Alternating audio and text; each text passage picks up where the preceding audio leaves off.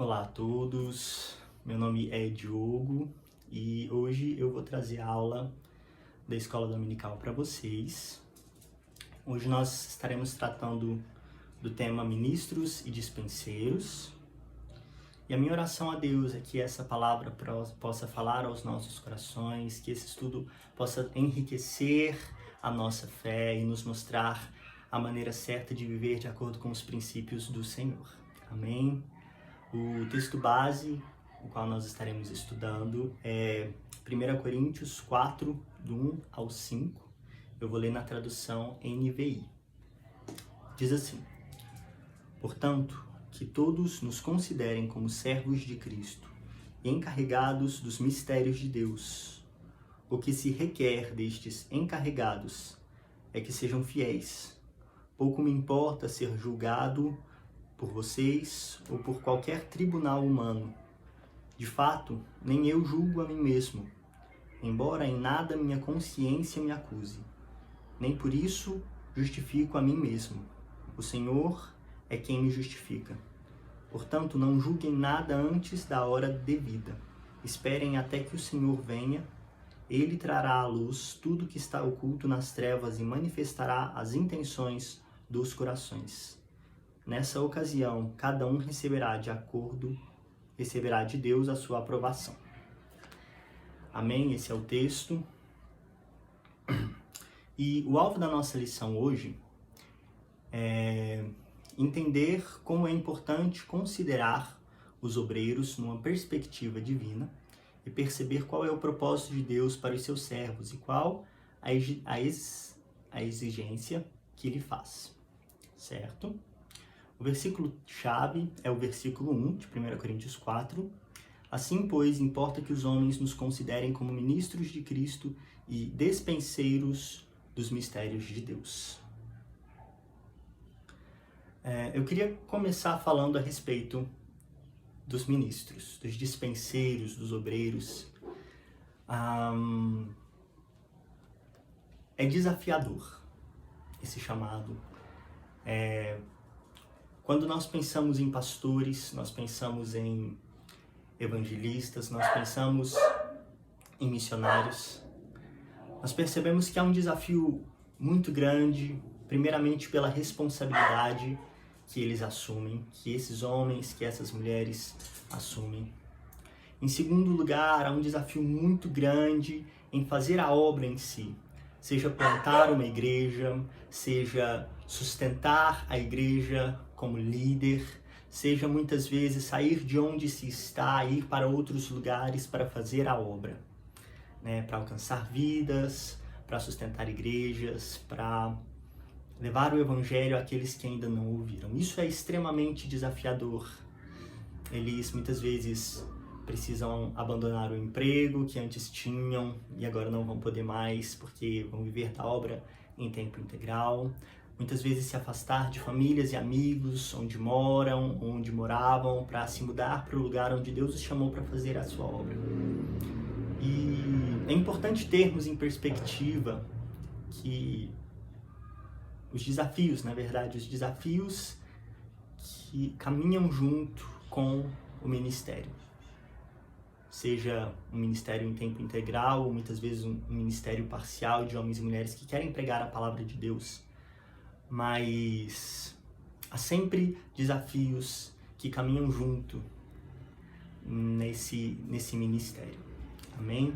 E nós vamos estar avaliando algumas questões em relação a isso, de como nós, igreja, devemos olhar para esses homens e mulheres, como nós devemos tratá-los, como nós devemos ajudá-los. Amém?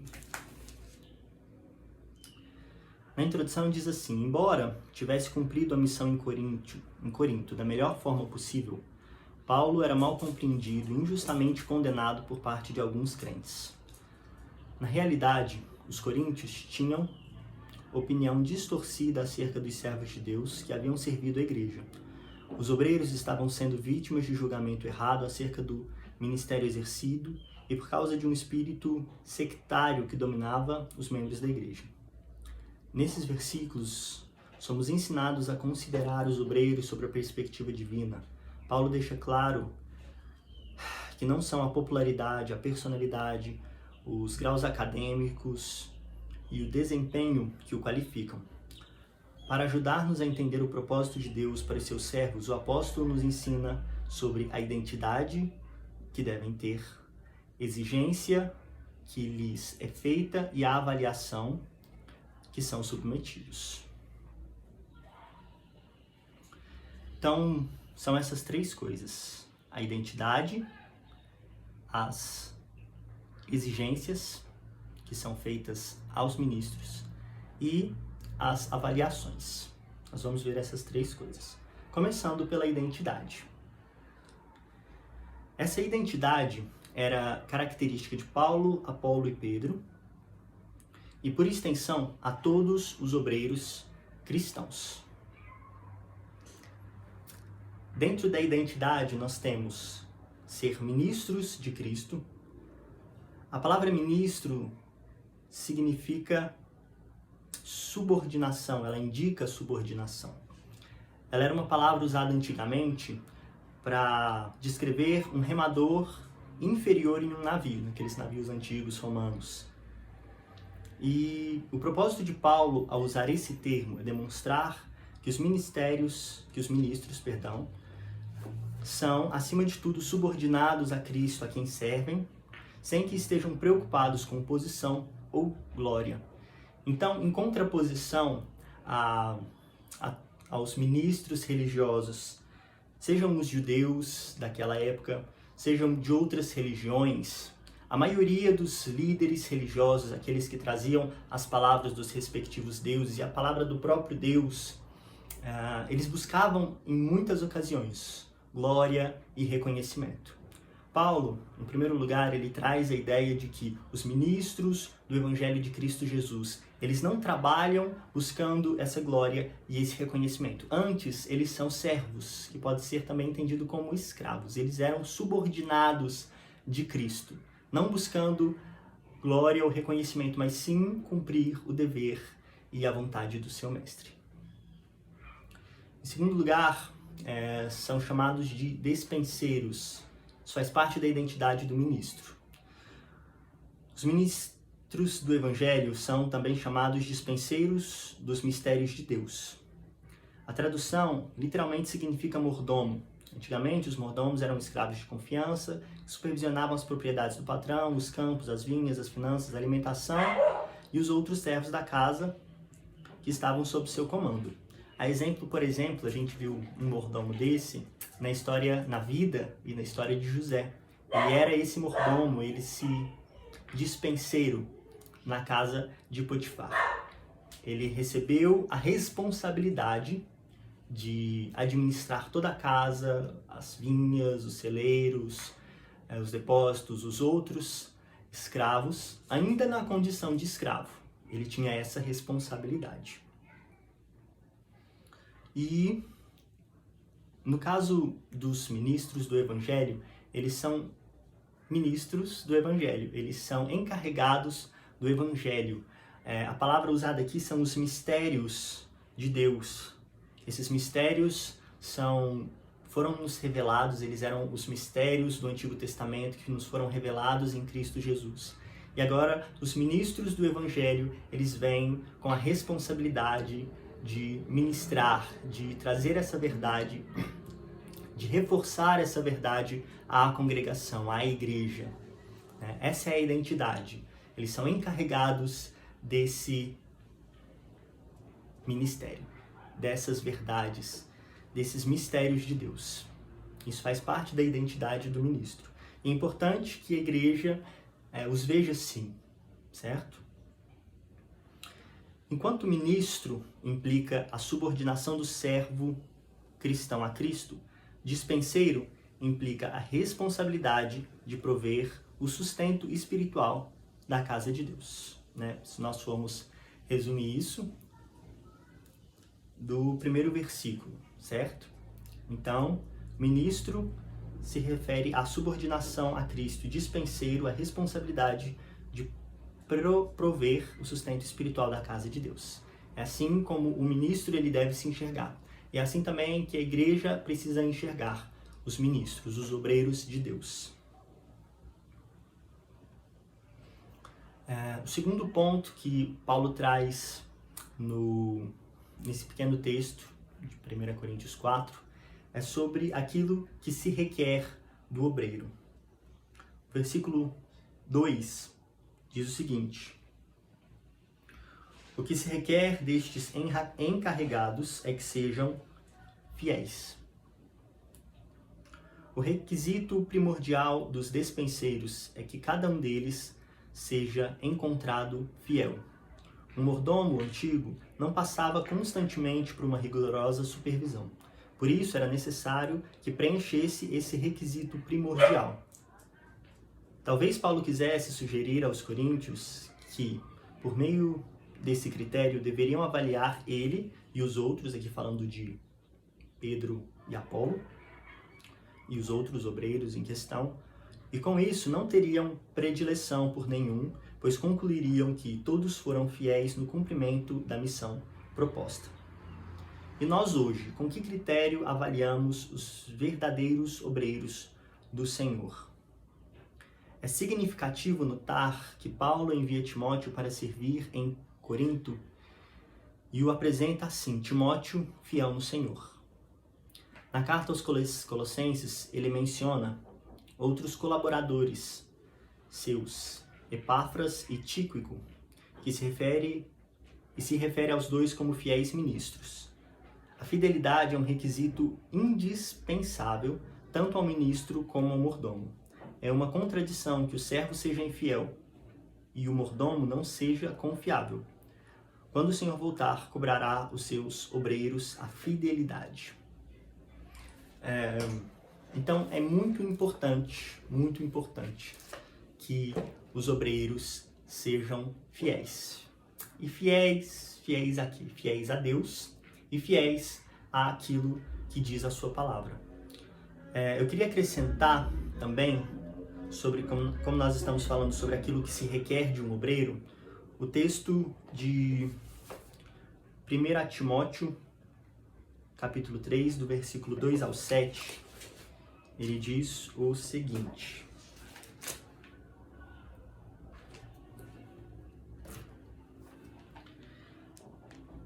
é necessário, pois, que o bispo seja irrepreensível, marido de uma só mulher, moderado, sensato, respeitável, hospitaleiro, apto para ensinar. Não deve ser apegado ao vinho, nem violento, mas sim amável, pacífico, não apegado ao dinheiro.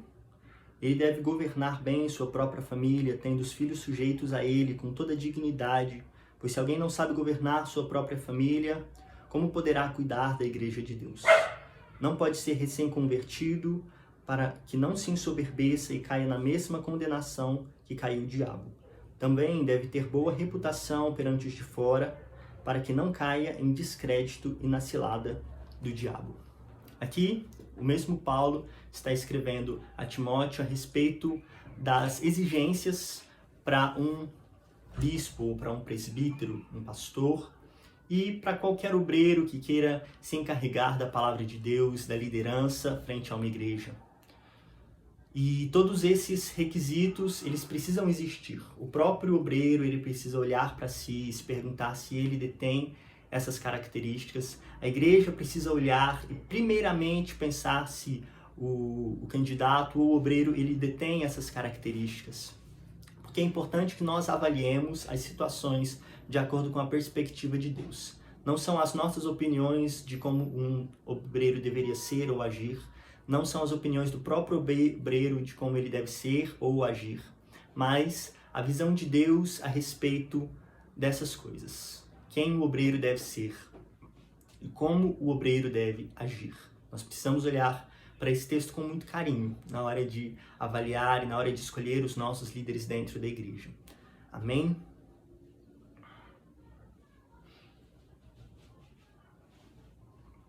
Em terceiro lugar, Paulo ele vem trazer a questão da avaliação dos obreiros. Ele vai falar isso nos versículos 3, 4 e 5. Diz assim: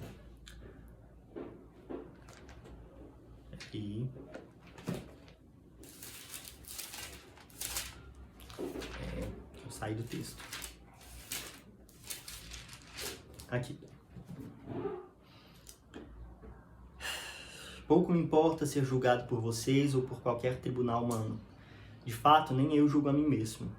Embora em nada minha consciência me acuse, nem por isso justifico a mim mesmo. O Senhor é quem me justifica, quem me julga. Portanto, não julguem nada antes da hora devida. Esperem até que o Senhor venha. Ele trará à luz o que está oculto nas trevas e manifestará as intenções dos corações. Nessa ocasião, cada um receberá de Deus a sua aprovação.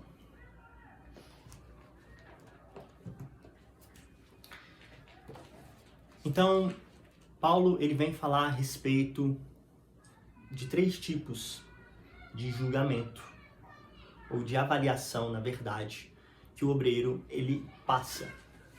Ele irá passar por isso, uma hora ou outra, ou o tempo todo. Ele lidará com esse tipo de avaliação. Os coríntios, em decorrência de seu espírito de partidarismo, haviam feito julgamento aos seus líderes espirituais, vindo a preferir um em detrimento de outros. Paulo lhes fala, então, dos 3 tipos de julgamento que um homem pode enfrentar. São eles, a avaliação dos outros, onde ele vai falar que ele não está preocupado com o julgamento das pessoas, bem como de nenhum tribunal humano. O apóstolo, a fidelidade de Deus a Deus é difícil de ser avaliada por homens. Por isso, Paulo diz que os despenseiros... Peraí, eu errei aqui. Paulo diz que, como dispenseiro, não era de grande importância para ele ser julgado pelos coríntios, nem por tribunal humano. O homem é incapaz de chegar a um julgamento correto acerca da verdadeira fidelidade a Deus.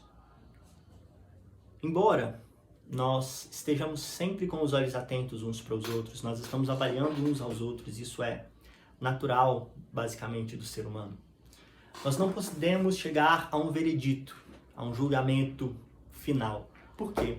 Porque os nossos corações são enganosos, os nossos olhos são falhos. Eu queria citar 2 exemplos. O primeiro é Samuel, quando ele chega na casa de Jessé para ungir um dos filhos dele rei. O julgamento de Samuel, a primeiro momento, ele olha para o filho mais velho, o filho mais alto, o filho mais forte, e ele diz, bom, deve ser esse. Então, Deus fala para ele, calma, calma, porque eu não vejo como o homem vê, e eu não julgo como o homem julga. Vocês veem a aparência, eu olho o coração. E no final é o filho mais jovem, o menos experiente, que Deus decide ungir rei. Em contraposição a isso, a gente achar demais que uma pessoa é muito boa e ela não é. Na verdade, é um exemplo parecido, mas a gente tem Judas, que a situação é ainda pior. Nós olhamos para Judas e quando Jesus pergunta, ele está sentado com os seus discípulos, ele pergunta não, ele afirma, um de vocês vai me trair. A galera não olha assim, os outros 11 olham para Judas e falam, é ele, certeza, a gente vê. Não, porque na verdade todos eles tinham seus erros, todos eles tinham as suas falhas, todos eles tinham os seus pecados, e eles sabiam isso uns dos outros. Então era muito difícil dizer, olha, aquele lá vai trair Jesus. Eles não eram capazes disso. Então o homem, ele não é capaz de fazer um julgamento perfeito. Ele é totalmente incapaz, mesmo de si como dos outros. E a segunda avaliação é exatamente a avaliação de si próprio. O apóstolo também tinha consciência de que, devido à sua natureza humana e aos seus julgamentos tendenciosos, a avaliação que viesse a fazer de si mesmo não era confiável. Contudo, em relação ao serviço cristão, em nada sua consciência o acusava. Mas mesmo assim, não se dava por justificado, porque a avaliação incontestável da sua fidelidade ao serviço só poderia ser feita pelo Senhor. Então Paulo, ele diz, olha, a minha consciência não me acusa. Mas eu vou deixar isso no final para Deus, porque eu sou imperfeito em julgar. Nós vemos que nós somos imperfeitos em julgar. É bom lembrar, por exemplo, de Pedro. Pedro, em uma determinada ocasião, quando Jesus falou assim, olha, todos vocês vão me abandonar. Pedro falou assim, não, Jesus, não, eu vou ficar com o Senhor e morrer se for necessário. Não é que Pedro estava sendo um cara mentiroso naquela época. Ele não estava mentindo. Na cabeça dele, ele achava que ele era capaz de fazer aquilo.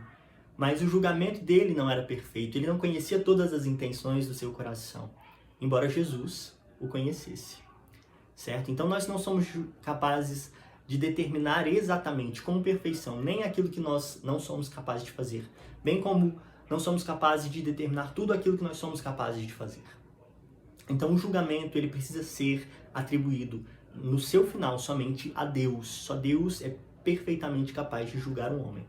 Então mesmo o obreiro ele não pode depender do seu próprio julgamento, da sua própria análise de si mesmo. Embora seja necessário uma autoanálise, ela precisa ser feita.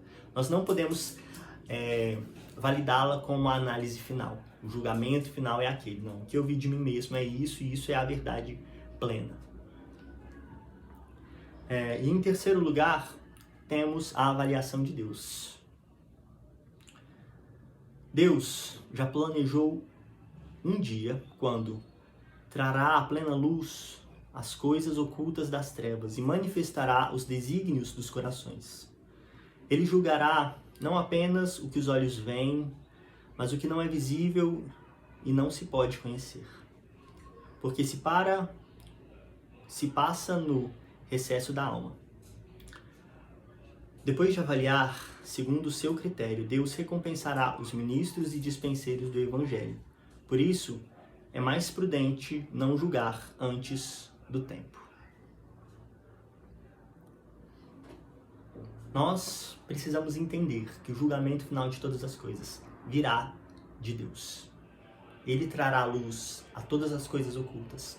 Ele revelará todas as intenções do coração. O objetivo de Paulo no texto que ora observamos é mostrar que, por sermos pecadores, não podemos avaliar devidamente o valor e o mérito da vida e do ministério dos outros. E porque somente Deus pode fazer o julgamento correto. No dia já determinado. É não somente destrutivo, mas também ridículo causar divisões na igreja, discutindo sobre quem é o servo que merece maior honra. Amém? Tem um ponto aqui que eles colocaram na revista, que é: qual é a finalidade de se julgar um líder, um obreiro, e como se deve fazer isso? Bom, entendendo que a finalidade não é, de maneira nenhuma, causar divisões na igreja, apoiar um, desapropriar outro, nós devemos entender que se alguém está na liderança, é pela vontade de Deus. E se for da vontade de Deus, Deus o retirará de lá. Então, qual é a nossa responsabilidade enquanto igreja, enquanto irmãos, na hora de avaliar? É determinar se alguém está fazendo tudo certo. É avaliar se ele tem aquelas características que Paulo cita em Timóteo, se ele é um ministro fiel. E se nós acharmos algum pecado, algum erro, algo que possa ser melhorado na vida de algum obreiro, qual é a nossa ação? Como nós devemos corrigi-lo? A Bíblia traz inúmeras formas de correção, de como nós devemos corrigir uns aos outros, mas eu quero citar o exemplo dado pelo próprio Jesus na carta de Apocalipse. Apocalipse, no capítulo 2, a partir do eu vou ler o versículo 2 a 4, diz assim: Conheço as suas obras, o seu trabalho árduo, a sua perseverança, e que você não pode tolerar homens maus, que pôs à prova os que dizem ser apóstolos, mas não são, e descobriu que eles eram impostores, e que tem perseverado e suportado o sofrimento por causa do meu nome, e não tem desfalecido. Contra você, porém, tenho isto. No versículo 13 e 14, ele vai falar a uma outra igreja: sei onde você vive, onde está o trono de Satanás. Contudo, você permanece fiel ao meu nome e não renunciou à fé em mim, nem mesmo quando Antipas, minha fiel testemunha, foi morto nesta cidade onde Satanás habita. No entanto, tenho contra você algumas coisas. Esse é um padrão que Jesus repete ao mostrar, ao ditar para João as cartas que ele deveria escrever às igrejas da Ásia. E é muito interessante ver como Jesus faz isso. Ele chega na sua igreja e ele lista, primeiramente, as características boas, onde elas têm acertado, onde elas têm sido fiéis. Ele elogia primeiro, depois de fazer todos os elogios que ele tem para fazer. Ele fala: olha, mas eu tenho algumas coisas que precisam ser consertadas. E eu acredito que com esse sentimento de amor que Deus tratou as igrejas ali no livro de Apocalipse, nós devemos tratar também os obreiros e líderes das nossas igrejas.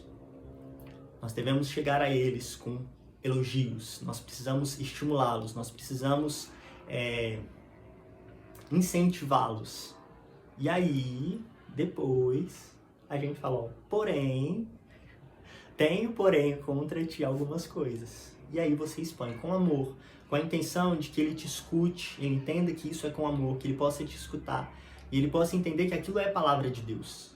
E aí ele se conserte. E toda a igreja, toda a comunidade, ela ganha com isso. Amém?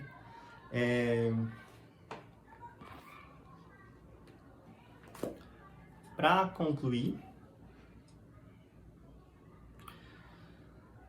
John Maxwell, um dos principais nomes na formação de líderes, escreveu: Paulo via a si mesmo como um líder servo, a quem se confiaram coisas grandes, às quais tinha de permanecer fiel.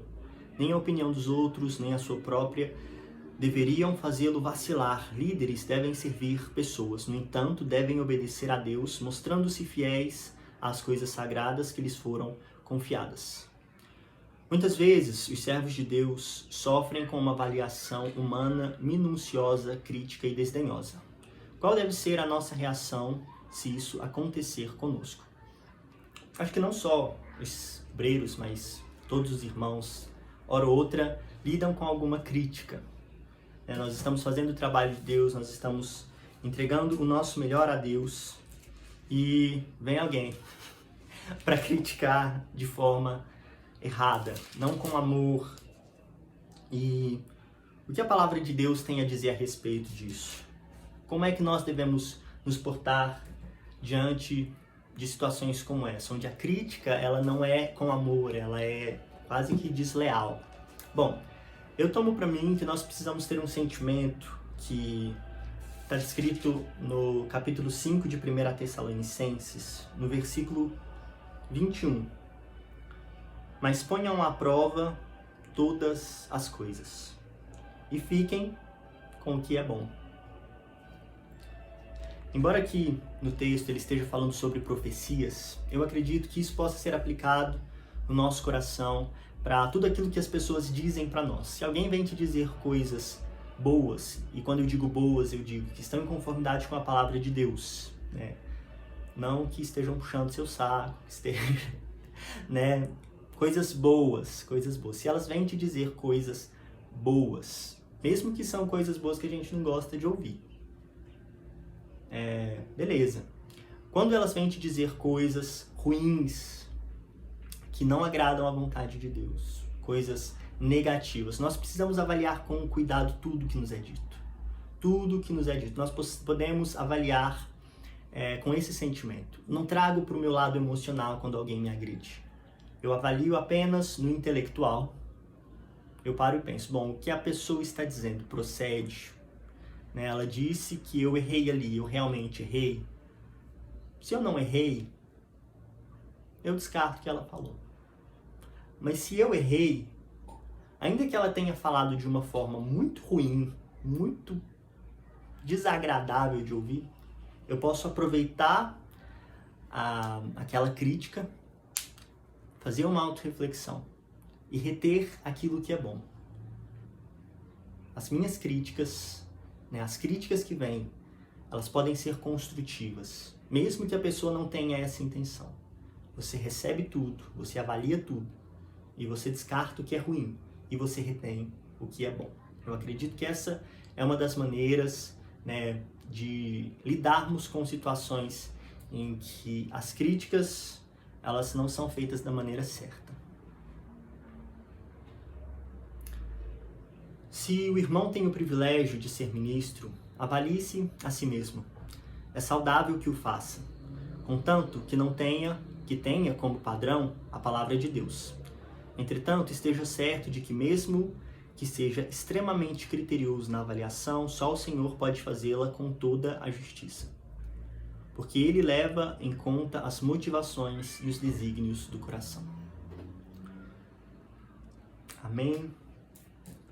Que nós possamos ser nossos primeiros críticos, como obreiros, como servos de Deus. As primeiras pessoas olharem para nós e avaliarmos se estamos no caminho certo, se estamos na direção certa, sejamos nós. Que na hora de julgar os outros, nós possamos ser muito cuidadosos, julgar somente segundo a palavra, não segundo as nossas próprias tendências. Nunca querer levar alguém à destruição porque ele não tem nos agradado, friccionar ou causar algum tipo de divisão dentro da igreja porque nós não estamos satisfeitos com a forma como alguém é, ou se expressa, ou faz alguma coisa. Mas se nós estamos insatisfeitos, nós podemos levar essa insatisfação ao nosso irmão e com todo amor, trabalhar essas diferenças, trabalhar o que existe errado em mim, o que existe errado no outro, da forma bíblica. E todos aqueles que são ministros, sejam fiéis, sejam criteriosos naquilo que lhes foi incumbido, aquilo que nos foi incumbido. E tenhamos a ciência de que Deus, Ele julga todas as coisas. Ele julga aquilo que nós fazemos, Ele julga aquilo que nós falamos, Ele julga aquilo que nós pensamos. Ele julga os intentos e os desígnios dos nossos corações. Ele recompensará a cada um no final de todas as coisas, quando Ele julgar toda a terra. Amém? Que Deus possa estar abençoando a sua vida. Fiquem com Deus.